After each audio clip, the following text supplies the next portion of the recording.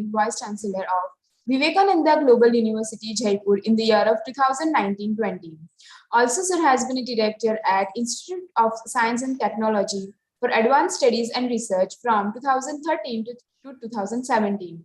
In these years, sir has started MSc and PG Diploma in Geoinformatics and conducted 21-day summer training. He has formed policy for GNFC and signed MOUs for testing and consultancy services. Sir has established IPI and ISG centers and also R&D Center for IT and Chemical Sciences. He has redesigned website and prospectus and managed Network Operating Center, IT and web services for 35 plus CVM institutes and 3,000 faculty members. Sir has adopted an NAAC guidelines and framework at ISTAR and received A grade by NAAC and Gujarat Knowledge Consortium. Sir has 29 years of experience as scientist, SF, and Deputy Project Director at NDEM. Sir has been awarded as Gaurav Purashkar CVM Award for significant contribution in higher education. Sir has also conducted more than 40 seminars and conferences. It's an honor to have you, sir, with us. Over to you, sir, for today's keynote address. Thank you, sir. Okay, Shraddha. Am I audible right now? Yes, sir. Okay, fine. So once again, good morning to all of you, all 1,000+ participants. So what is your idea of information system? How information system in the country was started? We have experience of a railway reservation system. That was the first kind of a big information system country had started. So this is a geographic information system. So if I forget about G, information system is already there. So what are the components of geographical information system? Why geographical information system is important? Definitions will vary, but by and large, the system will allow you to collect the information, for checking the information, for integrating information, analyzing information. But last word is important. Whatever information you collect or integrate or organize need to be related to the Earth's surface. That is compulsory. In another information system, whatever data you collect, suppose it is a ERP system of a university or e-governance system of a government or a collectorate office, they have information system. Not necessarily all data should be related to the Earth's surface. So minimum requirement is whatever data you import or generate through the system should have a relevance with the Earth's surface. Now, what are the basic modules? So modules wise, it is very simple. You have an import module, you have export, you have storage, you have analysis. But what is the meaning of it? Suppose, again, let me give you example of a input system. Today, railway reservation system across the country, how many trains are moving across, goods trains are moving across, different classes of trains are there. If one ticket is booked, that is input. That is input that is coming to the system.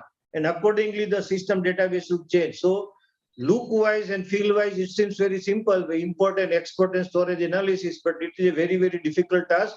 Each modules are very, very difficult. Who are the people? So in any information system, you have to have a hardware, software, data, people, and procedure. So procedure is very important. If you have to bring in any kind of a automation, then procedure has to be defined, and those procedures can work in an automated way. If every time a procedure is to be started and people are to be involved, then it is not an automated process. As of today, the information system is matured. GIS information system also is matured. Many procedures, if you are well defined, it can run in an automated way. So now let us move to the next slide. Next slide, please. So this is the database. This can be the database of a MIS, Management Information System database. It can be database of ERP. But if you have to interpret this database, it is not an easy task. So any information in a tabular form, in an Excel database, interpretation is not easy. There is no relevance established regarding neighborhood. But once you convert this kind of database into a smart map, and that is possible with the help of geographical information system. I use the word smart map. Map and smart map both are different. if you look at the map, everything is static in map. But once you convert data in map using GIS technologies, then those maps will be a smart map. You can do any kind of a measurement on map. You can do any kind of a queries in the map. So how this data can be converted into a map, that would be demonstrated in the next slide. Next slide, please. As I said, not easy to interpret. Now, GIS software or GIS technology will allow you to convert this kind of data into a smart map. So any kind of a picture is worth 1,000 words. That is what the message is, worth 1,000 words. That is a smart map. How it can be converted, let us have a look and feel of it. Next one. So this is the data is same. It is the data, same data about the different states and union territories of India, but now it is converted into a smart map.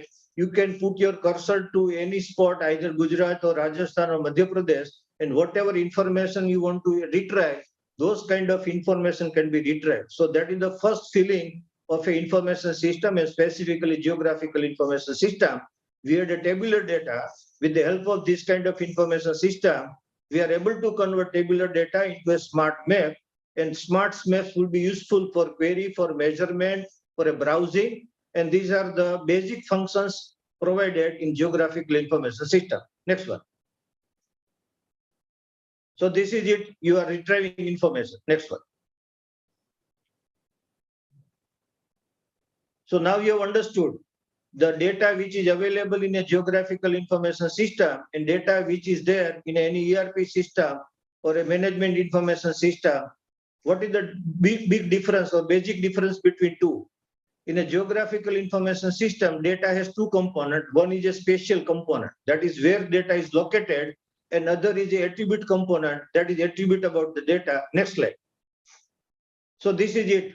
There is a tree where this tree is located, that location information about data, and certain kind of a attribute about the data. So these are the two things required when any kind of data is inserted into geographical information system. Next one. So this is it. So the difference you have understood, geographic data has a two component, location information about the data, which may be point, which may be line, which may be area, or surface means area plus height, which will convert into three-dimensional information. So real world data, if you capture into GIS information system, you can have a district boundaries, you can have land records, you have agriculture farms, you can have a road network. So this kind of data can be converted into a system, can be imported into system, and it will be converted either as a point or a line or an area, or it can be a surface also. If you have a height information also along with area, then data can be converted into surface area, surface. So we have a point as a one data set, line as another data set, area as a third data set, and surface as a fourth data set. So considering information system, it is not matured to that extent. So we cannot have a large complex data set in the system. Point can be a bus station also, point can be a hospital also, point can be a railway station also. Line can be a railway line also, can be power line also, can be irrigation network also. Area can be land parcel, can be city, can be zone, can be any region also. So categories wise, we have only point, line, and polygon, and surface is three-dimensional area. So complexity in a data sets or data complexity is very minimum. So anybody who can start learning information system, you can understand geographical information system very easily, not a difficult task. Next. So you should have two types of data when you generate any kind of a data sets for geographical information system. Most of you are from agriculture field. So when you generate database, either for a crop acreage or estimation or irrigation planning or any kind of other support, there are two types of data would be there. One would be the framework data. So framework data means land ownership information would be required. That is the parcel boundary, transportation data, the surface water, that is geographical, geological features, and geographic hydrological features. As I said, boundaries. If you have a control, that is a accurate control point which can be used later on for any kind of advanced services. Aerial imagery and elevation. These are the framework data which are common across many kind of information system which are built using geographic information system. And based on your application, you can have a thematic data.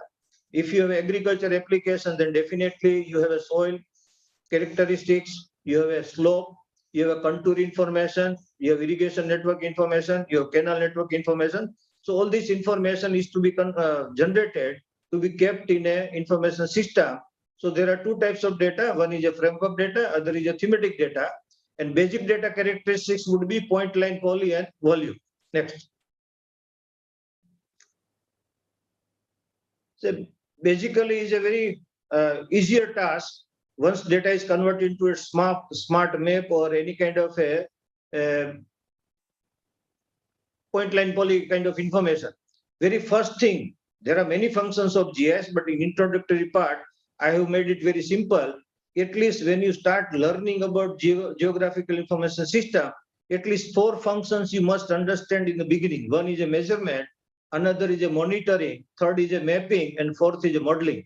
Once you have converted real world data into a point, line, polygon or a surface data in a geographical information system, then first task you should be able to know and understand should be the measurement. And if you do measurement over a period of time, then it becomes a monitoring system. And monitoring would be possible if measurement is converted into mapping, and finally modeling. Modeling is exercise. That is what in the morning inaugural session, your professor told that right now thinking is going on in a Anand Agriculture University that MSc Agri Analytics course is to be started jointly with DICT and IRS, that is the ISRO Institute. It is a good beginning. Say measurement, monitoring, and mapping. These are a low-key tasks. But in a value chain, if you have to move upward, then analytics is important.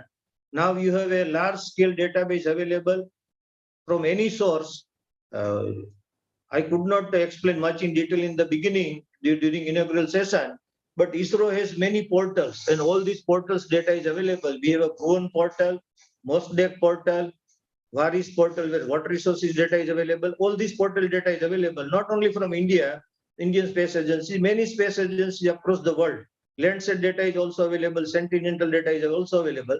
So using all this data, which is available to you, and using the data which you can generate for your territories, and if you can do certain kind of a modeling or analytics, then it is a value addition kind of a thing. So the hardcore function is modeling, but you can start with the low profile function, generate data, do the measurement on data, convert data into mapping system, and finally, last goal should be the modeling function. Next one. So these are the type of data available for different applications. The journey was started in 1988 when ISRO launched the very first satellite, Indian remote sensing satellite in 1988. And the basic purpose was to do the monitoring of the agriculture resources, monitoring of the urban resources, and many more. But because right now we are thinking about the satellite-based farming, so focus would be on agriculture. So we have a data set, resource set 2 and RI set 1, which is microwave data. One is a passive data, other is active sensor, and you are able to acquire information about land and water. So optical region mapping cannot penetrate to the soil, but the microwave data, that is RI set satellite, they are using microwave sensors, which is radar kind of a thing. So it is active sensor. It can penetrate through soil for a few centimeter level, and you can identify certain soil characteristics, soil moisture, soil health. So this type of data is available from space agencies, ISRO, and across the world also. And you require a high resolution data for the mapping. So those kind of data is also available, Cartosat type of data, which is particularly used for mapping. And cloud motion, weather information, those kind of data is also required. That is being generated by the ISRO satellite, and they are orbiting or they are placed at 36,000 kilometer height. So we have 3 different kind of data sets available. One data set is for land and water resources for agriculture purposes. Other is for the weather monitoring, rainfall, and all other information. That those kind of data is also available. And finally, everything you want to put on a high resolution map. So high resolution data is also available. So at the bottom, it is summarized a low resolution data, which is 1 kilometer, how clouds are moving and rainfall prediction, this kind of data is required. But those kind of data are required at high frequency, maybe a 30-minute interval. This kind of data is required and it is made available. On other side, we have a data which is less than 1 meter. And now in 2015, because of the intervention of our Honorable Prime Minister Modi Sahab, it is made clear that data with accuracy of 1 meter in horizontal direction and data with accuracy of 3 meter in vertical direction. So these are considered as very high resolution data. So now it is possible within the country by any agency to acquire this high resolution data, 1 meter with horizontal accuracy, 3 meter vertical accuracy, that is height accuracy. This type of data can be acquired, can be stored, and can be processed, which was not possible prior to 2021. So this kind of a relaxation in policy will generate a lot of opportunity for analytics, for any kind of analytics. But today it is agriculture focus area. So a lot of analytics is possible in agriculture sector using this kind of high resolution data, horizontal as well as vertical. Next one. So this is one example of a Delhi region. Once you move from a low resolution to high resolution, this is a part of a remote sensing images. Remote sensing can have 4 different type of resolution. One is a spatial resolution, which talks about what type of minimum feature on the Earth's surface which you can capture accurately. Once you improve your resolution from kilometer to meter to sub-centimeter, more and more details would be made visible to you. That is the spatial resolution. Other is a temporal resolution, at what frequency, at what time interval data is made available to us. That is considered as a temporal resolution. That is frequency of the data which can be made available. Another is a spectral resolution. You have an entire electromagnetic spectrum. Visible spectrum also can be used for imaging. Infrared region also can be used, and other frequency band region also can be used. And hyperspectral data as of today is also available from many space agencies and many drone mapping exercises also. So as we improve the whole resolution, maybe temporal resolution, spectral resolution, your accuracy of the prediction, accuracy of analysis will increase because of the good quality of the data. Next one. This is another kind of a resolution compared to last 3 resolutions, that is spatial resolution, spectral resolution, and temporal resolution. This is type of resolution which is considered as a radiometric resolution. If you are capturing information in a pixel, and that pixel is only 5 bit. 5 bit means 2⁵ power. So detail would be very coarse. From 5 bit, if you move to the 6 bit, more detail would be available. But once you go to 8 bit, you will be able to identify there is some aircraft on the Earth's surface. So when you design a database, you have to take a data having a good spatial resolution, spectral resolution, temporal resolution, and radiometric resolution. So these fundamentals are clear because input to the geographical information system, by and large, as of today, is from remote sensing images or imaging data. Definitely land parcel data which is available with talatis and gram panchayat authorities. These are considered as cadastral map. These cadastral maps are maps which also can be imported into geographical information system. But as of today, most of the data which is available directly in digital form. So digitization is a process. It is adopted across all industries. Right now, education is also going for digitization. This online teaching learning is also digital technology we are using.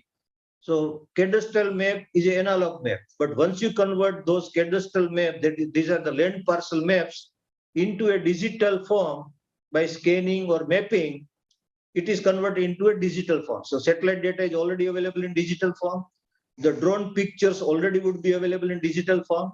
Any table data, in the previous slide I had shown, the table data can be converted into a map in a digital form, an actual map, which can be land parcel map, it may be a land use map, which are generated many years back. If there is a value, can be converted into digital form, and all this digital data can be imported into geographical information system, appropriately stored. That means appropriately compartment can be created, indexing can be created, so that analysis and response to the query can be little faster. So Now we are moving towards digital era. So digital farming or satellite farming means whatever process is analog systems were used.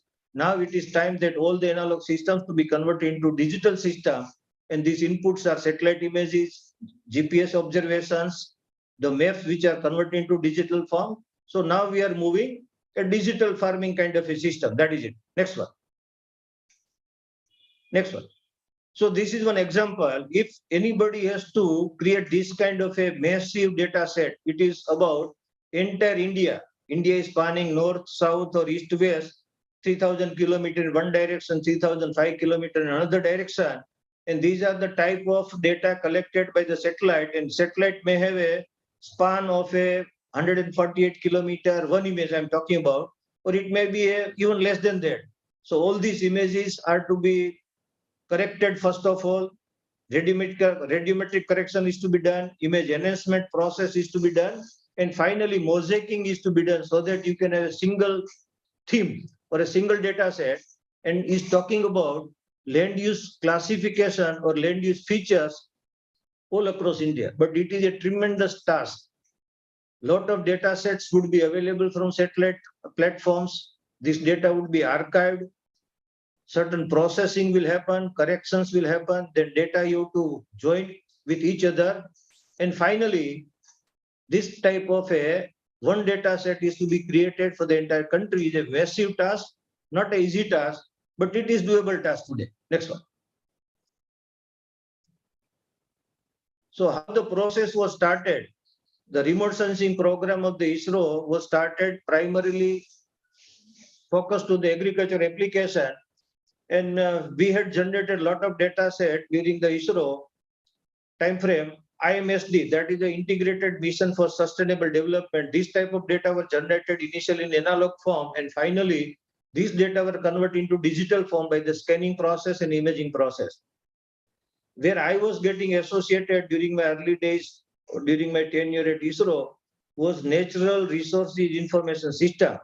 This was the information system started first time in India, and it was promoted by the ISRO in partnership with the State Remote Sensing Center. And for the entire state, lot of data sets were created, and basically these type of data sets were targeted for usage for agriculture planning, for water resources planning, for development planning, and all the data created and acquired by the ISRO, transported to the State Remote Sensing Center. These databases were created, and then certain software also were developed which can be utilized along with data sets so that decision support can be provided to the end user. Another data set which is available, that is Water Resources Information System for the entire country, National Urban Information System, Disaster Management Support. So we have a Pradhan Mantri Fasal Bima Yojana, that is crop insurance, and crop insurance also require databases. So this type of databases are also available from the ISRO's portal. And then exercise was started specifically for agriculture and horticulture CAPE, that is a crop area, acreage and production estimation. That was a CAPE project. It was supported by the Ministry of Agriculture, executed by ISRO, again in partnership with the Agriculture University, in partnership with the State Remote Sensing Center and many state departments. But CAPE had certain limitations. The in-situ observations was not part of the CAPE, and meteorological observations were also not part of the CAPE. So improved version of CAPE, that is FASL, is also talking about same thing, crop area acreage estimation and production estimation, but input not only based on space technology, input collected in situ, that is land information or any other information that is collected locally, that in situ observations, and then observations which are collected by the meteorological satellite. So all three different inputs put into the practice in FASL, and FASL is more successful in area estimation as well as yield estimation compared to CAPE. And then we have a lot of horticulture practices going on. So this Chaman is again a program initiated with the help of a Ministry of Agriculture and the ISRO. And now all these programs, FASL program as well as Chaman program, are operationally conducted at NCFC, that is National Crop Forecasting Center. It was established with the help of ISRO, working under Ministry of Agriculture, and it was established in 2012. and all operational services as of today related to crop acreage area, production for major crops, 8 or 11 major crops, is provided by the NCFC.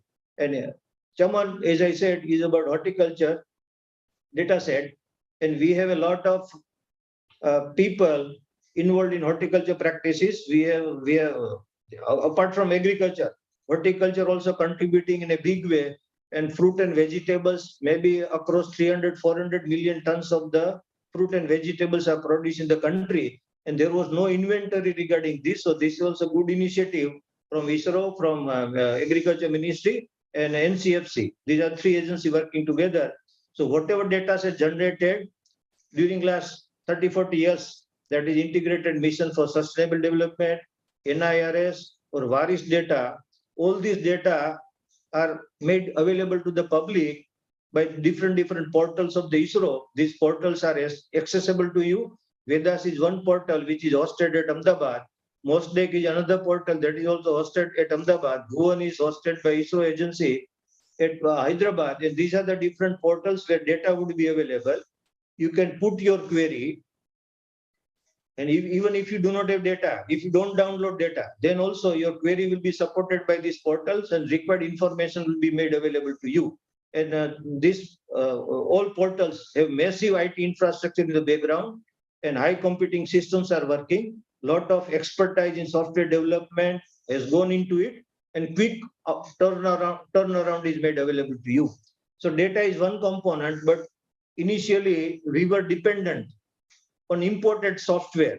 So data costs, because ISRO is producing data costs, and data were made available to the Agriculture Department, Agriculture Agency, State Remote Sensing Center, and other users of the country at a very minimal cost. But software cost was very high.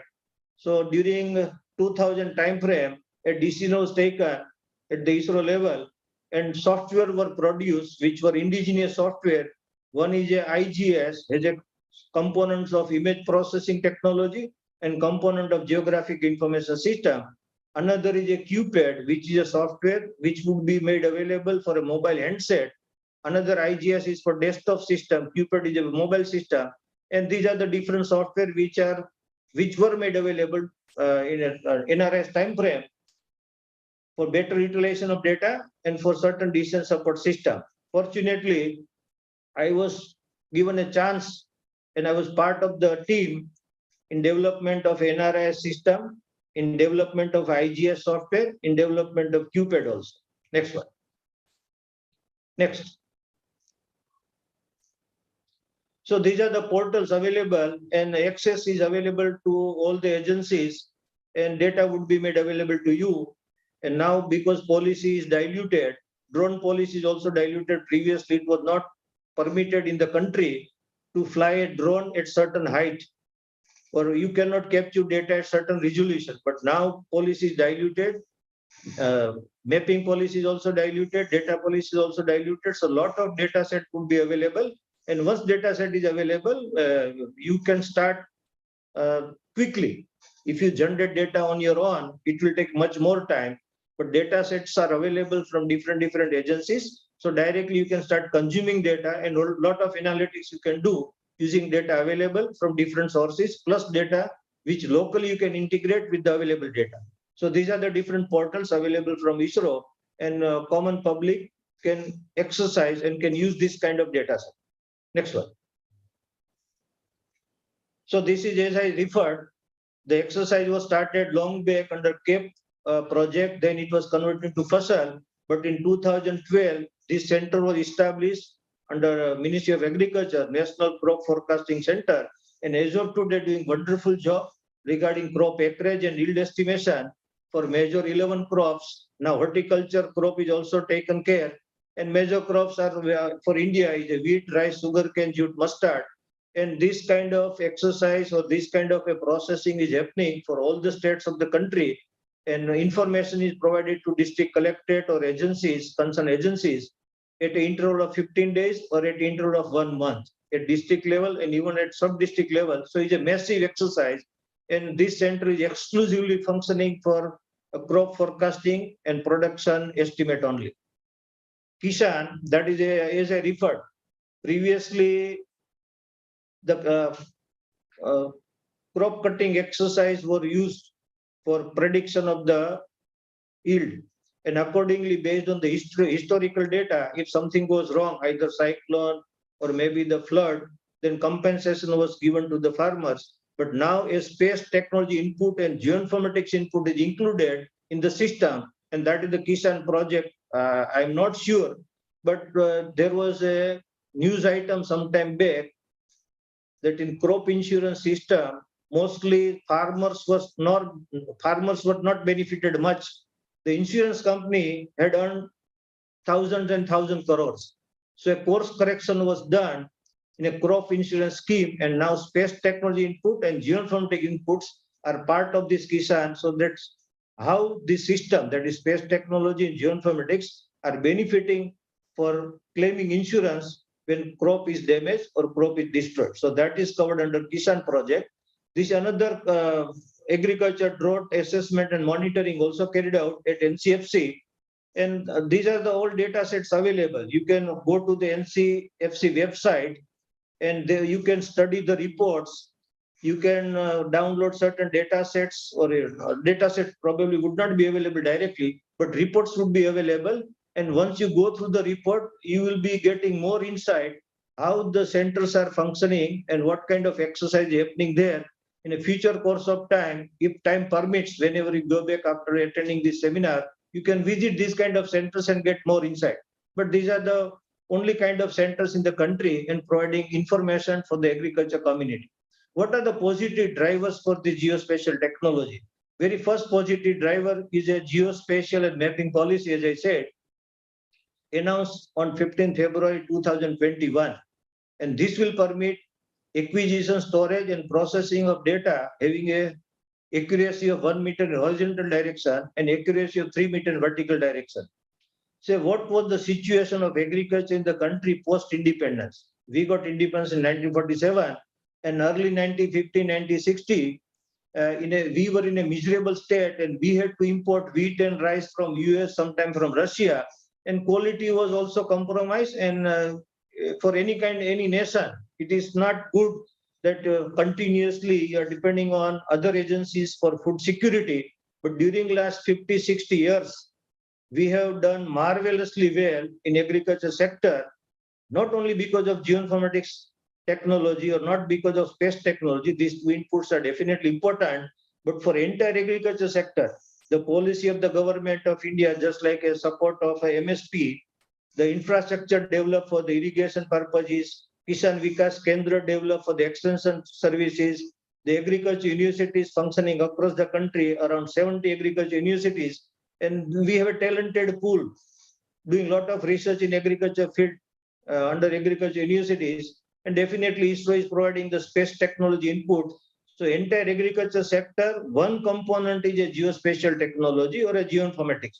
There are other components, better quality of seed, then you have infrastructure, you have cold storage facilities available. Everything contributes to the advancement of the agriculture sector in the country. But as I said, policy is diluted.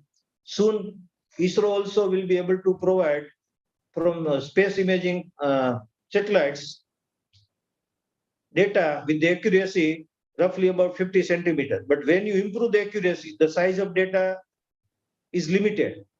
If your accuracy is poor, for example, AVIF data, the spatial resolution is less than 60 meter, exactly 56 meter.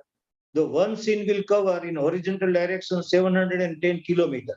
But when you improve your spatial resolution, that is 50 centimeters, probably you will get only 10 square kilometer as a one image.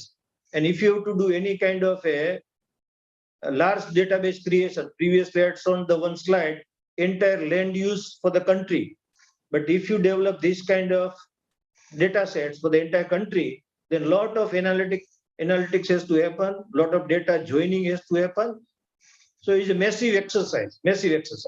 But today, drone technology is made available, policy is diluted, so a lot of data would be made available from aerial drones also.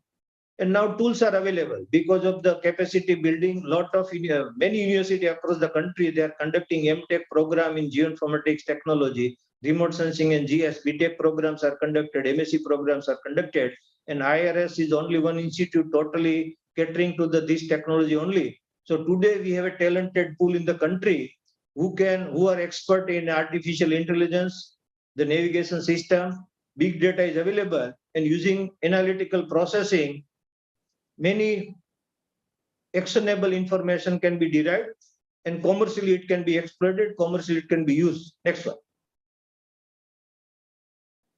So this is the concept of FASL. CAPE had only space component, and in FASL, as I had explained previously, as a land observations also and meteorological observation also, so that your accuracy is improved. But again, I request all the participants, kindly go to the NCFC website.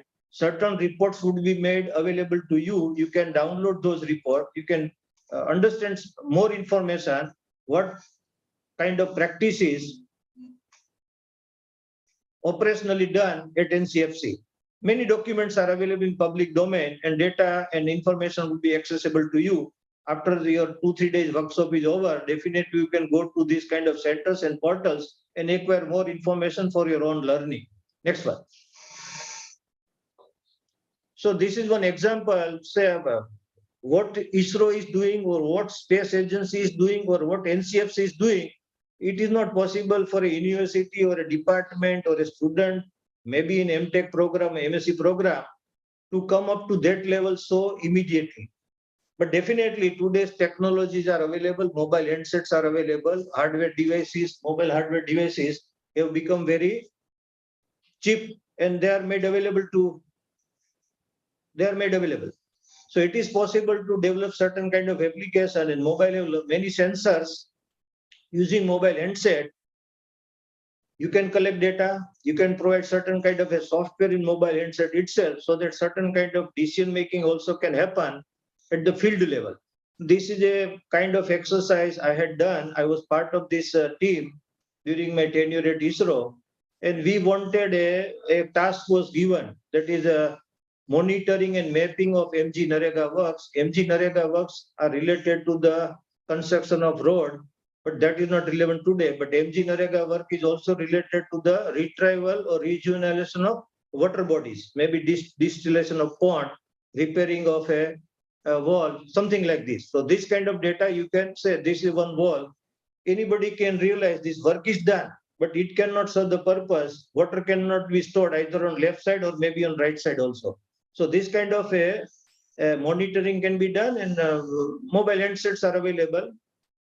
Training can be provided to a student or a 10 pass student or 10 pass person also. This kind of technology can be made available to them. Training can be provided and they can use it. So message is, what is being done at ISRO is a massive exercise. Done by NCFC is a massive exercise. There are other department, DST, NIC is at national level. They are also doing a lot of GS work. But after initial exposure, definitely something you can start doing, that is using mobile handset, and certain softwares are available which are free of cost. One is a QGIS. QGIS is a software which you can install in your mobile handset, Android handset, and it will give you all the possibilities and all the functionalities of a small scale GIS. Data collection, data query, editing, everything would be available at your handset. So this is the capability you can explore and you can start with. That was the message. Next one. So this is what we could do it at ISRO, and this exercise was started with only MTech student. One MTech student had joined for the project work.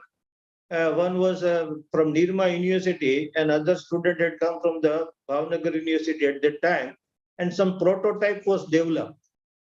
So QGIS is open source software, but this type of software, we were able to develop it with the services of a IT and computer student.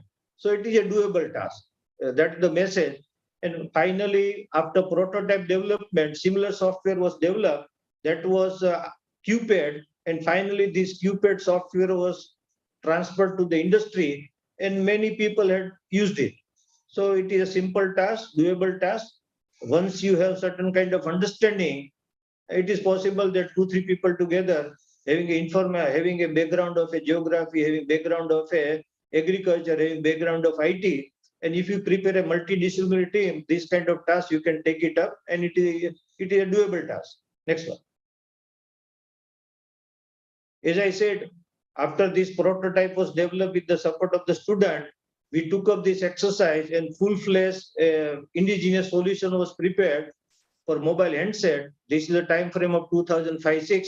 At that time, Android was not too much popular and Windows system was popular. So this software we had developed for Windows system, and finally it was transferred to the industry. And as I said, it was used by many agencies and it went for technology transfer. Next one. This is the technology transfer picture. Next one. This was another software I had said in the beginning. It is a software for a desktop system having a both component, image processing component also and a GIS component also. Previously, data sets were made available, but purchasing a software was not an easy task by state government agencies.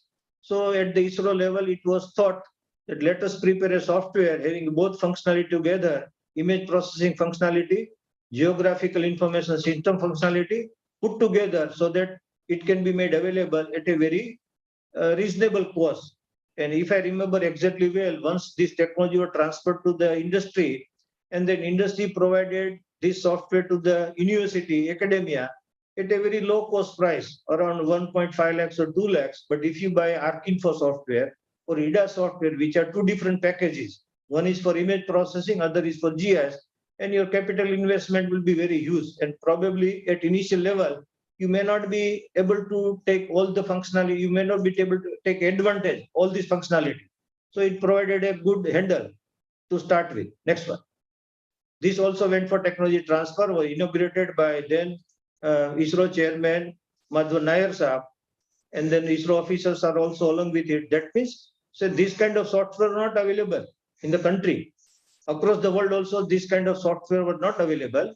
But the initiative was taken and it was demonstrated that you can develop software with industry support, of course, with ISRO scientists of different centers. And two softwares were developed, one for desktop system, other for mobile platform, and both were transferred to the industry known as Scanpoint Geomatics. And today they are doing very wonderful job in providing commercial services for many applications, not only geoinformatics in agriculture, but in many other applications also. Next one. These were the credential, whatever we had developed, it is recorded in ISRO's catalog of innovation, 2005 to 2010 time frame. So let us understand, driving a car is an easy task, but designing a car is not an easy task. So at ISRO level, this is a designing a system. Either it is a database system, it may be a software which are working on database, or core software, which I considered as a QPAD software for mobile system, or a desktop software, image processing and GIS. So designing a software, designing a database system is not an easy task, but expertise is available and support would be provided by all these agencies, agriculture universities, other universities who are conducting program MTech or BTech. So sources are available and you have to exercise your skill and then continue in a value check. Okay, next one. So what are the opportunities available? So in the introductory lecture, everything cannot be explained today. Android handsets are available at 3,000, 4,000, 5,000 price band. And once you buy in bulk, most of the functionalities are available in Android system. But if your background is agriculture, you can always tie up with your counterpart in a department of a computer science or department of information technology, and 2-3 people can work together, and this kind of a library can be used, and certain kind of a software you can design which will work in your own handset. And you can do customization also for any kind of a crop or any kind of data collection in field. It is a doable task, and few students, because thousands or 1,000 plus are attending this seminar, at least few can attempt it, and it is a doable task. Next one. Next one. So these are all architecture available, libraries are available, and many students of IT and information science or computer science, they will be able to help you in developing certain software pieces, but ingredients are available in open source Android architecture. What is your required? What is your requirement? That is agriculture domain. You can spell it out.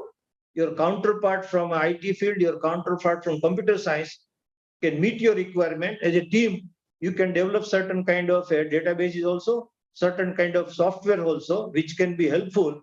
And to start with, you can demonstrate to your colleagues, to your department, and at certain level, if you acquired maturity, certain kind of a research support also can be made available from DST, from UGC, from AICT, because funding agencies are available.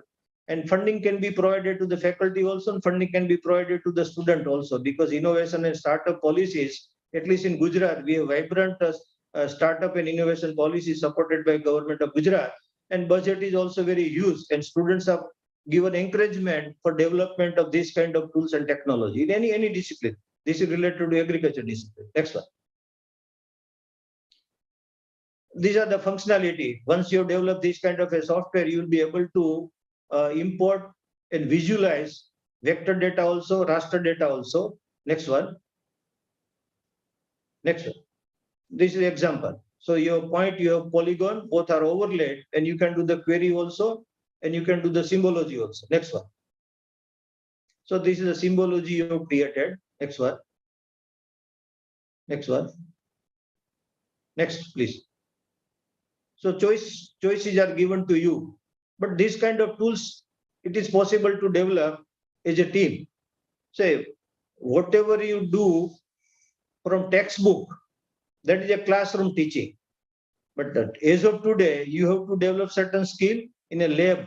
So experiential learning is now promoted in new education policy. So whatever theoretical knowledge is you have acquired, that to be tested in a lab and demonstrate certain kind of a skill or expertise, professional capabilities. And these are the technologies available, and you can exercise, and it is possible, it is doable. And whatever kind of help required, people are there in country to support you. Next one. Next one. Next. Next. So these are the query. Next one. Next. So this is one example. Suppose there is a drought. It is related to agriculture sector. Initially, if rainfall is less, it is considered a meteorological drought. Then if water resources are drying out, then it is considered a hydrological drought. Then there will be damage to the crop. The yield will go down. That is considered an agriculture drought. And finally, people will start migrating. That is considered a socio-economic drought. So all these four categories of drought using these small devices, and you can create certain data collection forms, certain software, and data can be collected in fields. So this type of data cannot be made available to you from any agencies which is not related with the local environment. So this type of data is to be collected as in situ data by local agencies only. So space technology inputs would be available. Other data would be available from a district administration, from a state administration, from insurance companies. But then certain data set definitely required for final decision making from the field. So this type of technology, if you develop after your skill development, and you can do this exercise is if it is visible to you, certain data can be collected for agriculture, certain data can be collected for livestock, data can be collected for water resources, data can be collected for socioeconomic parameters. So these are the small tasks you should carry out as a student also when you are when you are during your course program or during your training or internship. Next one. This is the data collected. For example, what is the annual crop loss? What is the damage to the crop? And you can work out numbers in commercial terms, how many thousands or lakhs, and then it can be aggregated at taluk level, at district level, and certain input can be provided to the district administration or decision-making authority. Next one. Now, what are the opportunities today? As I said, data policy is liberalized. The hardware is made available. Drone technology also available. This is one example of providing access to ICT services. And symbology is very clear. Red means ICT, that information communication technology services not available to the portion which is demarcated by red areas is available in a high content which is marked by the blue region. So there is a gap area and lot of inputs are required.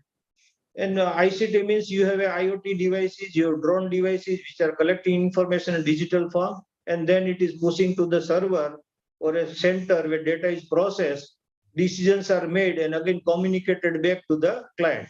There are certain many startups are working in this sector. Probably today we must be in 500 plus startup. When I was in Rajasthan, we had a 1500 student in a agriculture courses, that is a BSc agriculture 4-year program, and 5-year agriculture program, BSc plus MBA. And then I had a tie-up with AgroStar, which is a big company today, started as a startup, and they are providing agriculture advisories to the client or a farmer anywhere in the country. You have mobile handset, you take a photograph using mobile handset, and software is also provided by them only. A downloadable app for the mobile handset would be made available to you. Accordingly, you take the data, you take the picture, push it back to the server, and AgroStar people will provide the advisories to you. So this is the intervention which I'm referring as ICT intervention, and many startups are doing this work.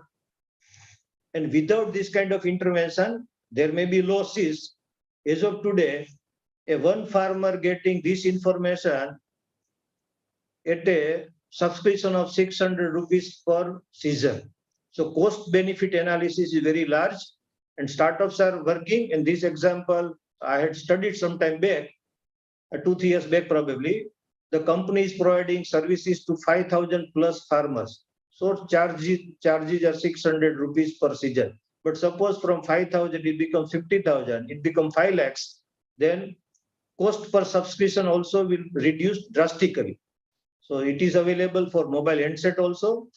If not mobile handset, you can go to the website, and from website certain information can be made available to you regarding crop suitability, input, land and water conditions, market information, cropping pattern, better utilization of fertilizer, pesticide, that is referring to the precision farming.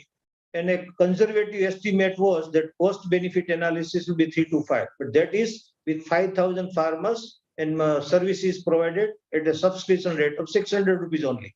If it becomes 50,000 or 5 lakhs, then again cost benefit analysis will improve subsequently. Next one. So this is one example. Drones are available today, policy is diluted, IoT devices are available, and a geointelligence can be built up.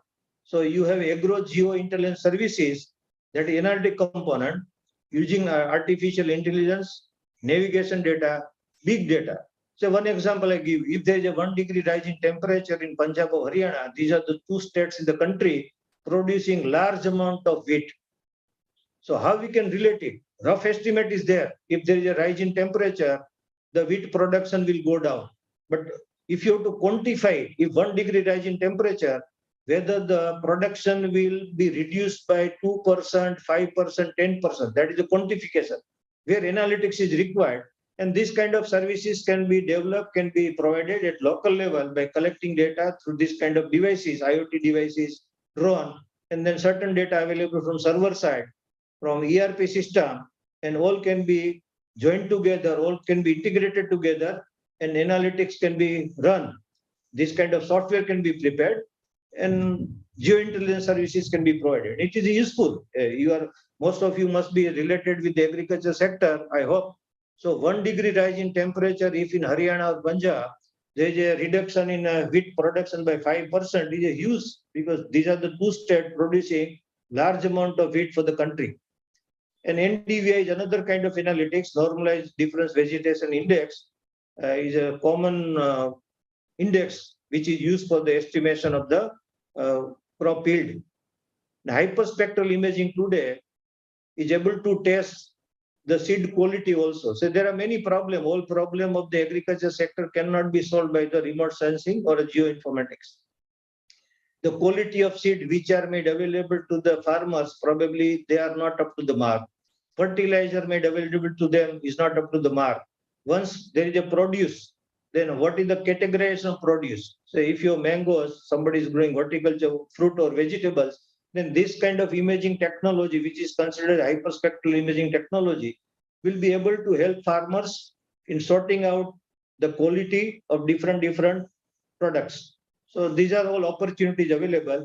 And last slide, I will mention what are the enterprise solution available. That is also one startup which is functioning in the country. Next one. So this is a one startup, name I have forgotten because this data is 2-3 years back, but they are collecting information regarding the growing population, climate change, then globalized trade practices. Now because of crisis of Ukraine and Russia, many countries will not be able to import wheats from them.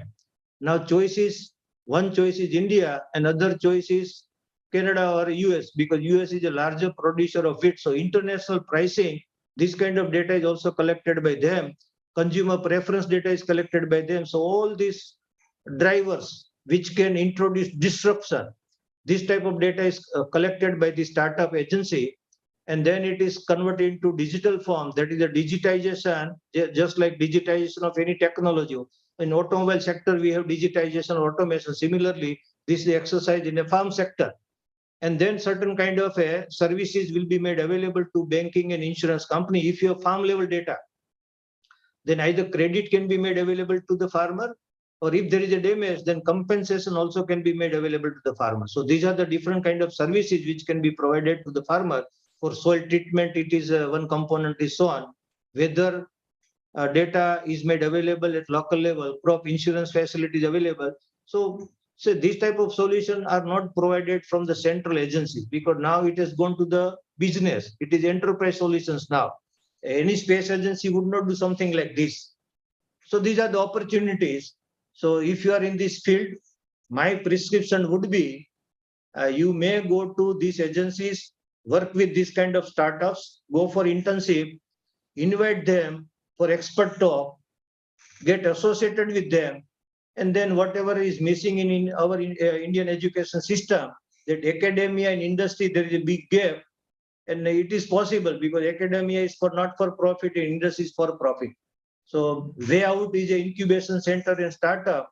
So if you can establish a small startup at your institute in this domain, definitely you will be more satisfied. What you learned in classroom, you will be able to demonstrate through the startup exercises, and you can invite people from these organizations. You can have a study tour, you can visit this organization, go there for internship and learn what are the opportunities possible.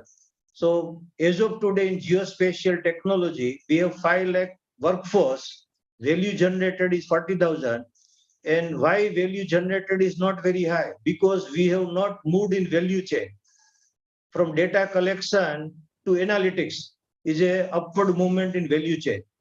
If you are collecting data, you will not be paid that kind of amount. But if you are generating certain kind of analytics, and this analytics services you are providing to the consumer, it may be a banking authority, maybe government, maybe a farmer, and then your return of your work would be at higher scale. So that is moving upward in value chain. That is what it has happened in IT industry. IT industry when started 30, 40 years back, all companies were doing a low profile job. So payment was very less. But today, most of the IT companies are associated with product design, with services design, and they are paid handsomely. So these are the opportunities available in the country, and agriculture is such a sector for India itself. We have, this sector is contributing to the tune of 18% to the GDP. In last 10 years, it is something like 18%. And then providing a useful employment, livelihood to 50 lakhs, 50% plus workforce of the country. So it's a good sector. And if you develop any kind of application, there would be consumer across the world. And this agency is providing services to the farmers across 50 countries. 50 countries. So they are based in India, probably Hyderabad or Bangalore-based company. I do not exactly remember, but their clients are spread across world and 50 countries. Today they are providing service. So there are big opportunities. When we were in the university, when we passed out, These type of opportunities were not available, but today country has great opportunity and everybody is looking at India. Next century or next decade is for Asian countries and opportunities are waiting. Sharpen your skill. And my last message would be either at the end of this 2-3 days workshop, again you will go back, but always dream about something. If you don't dream, then you will not work. So dream more, do more, learn more, and become more. Again, I'm repeating, dream more. If you do not dream, you will not create your past. So dream more, do more, learn more, and become more. Thank you very much.